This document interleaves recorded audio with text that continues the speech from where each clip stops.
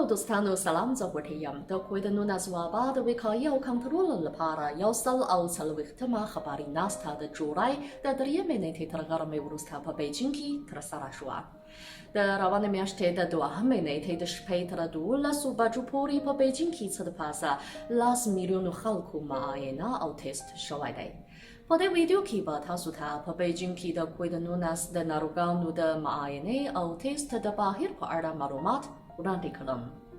د بېجينګ د مجسمو نړیوال پارک د کووید 19 د ناروغانو د معاینې او تېست لپاره یو مرکز په توګه انتخاب شوی دی.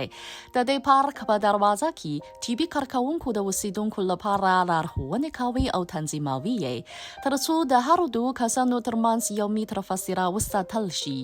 د انتظار په وخت کې طبي کارکوونکو کوم چې محافظاتي جامو یې اغوستی دی په منظم ډول پرې لارې او پیاده راونو د پاکولو کارونه ترسره کوي.